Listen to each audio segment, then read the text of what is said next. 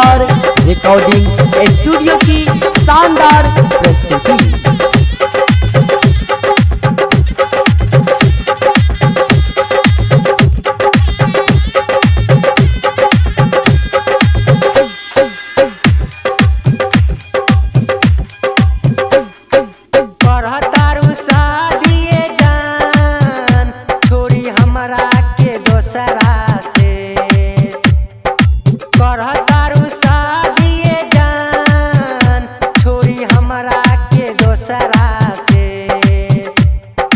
कबन कैनी गलती जे हम छोड़ दिहलू तू हमरा के।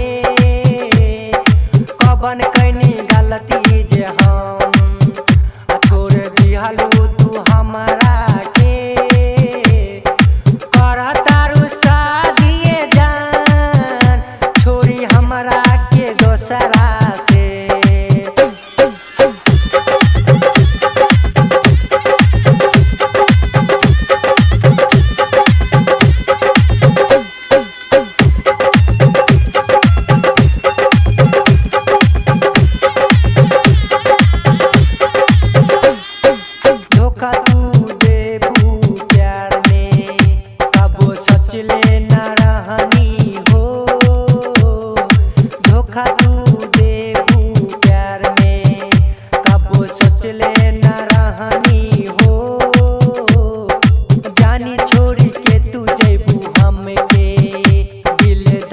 धक धर के हो जानी छोड़ी के तू जेबू हम के दिल धक धक धर के हो। करतारू शादी जान छोड़ी हमरा के दोसरा से। करतारू शादी जान छोड़ी हमरा के दोसरा से। कबन कैनी गलती जे हम छोड़ दिहलू तू हमरा के।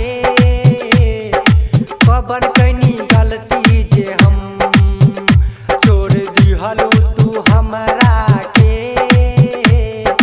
करतारू शादी जान छोड़ी हमरा के दोसरा से। आर रिकॉर्डिंग स्टूडियो की शानदार प्रस्तुति। जानती ऐसन रहलू तू कबो दिल ना लगैती हो।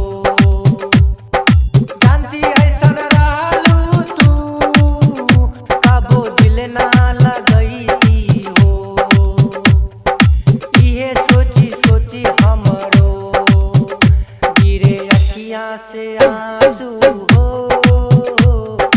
इहे सोची सोची हमरो गिरे अखियाँ से आंसू हो।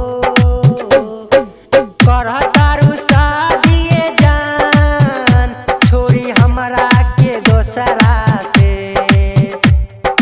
करतारू शादी जान छोड़ी हमरा के दोसरा से। कबन कैनी गलती जे हम छोड़ दिहलू तू हमरा के।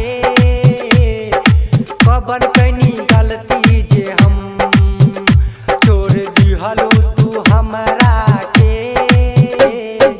करतारू शादी जान छोड़ी हमरा के दोसरा से।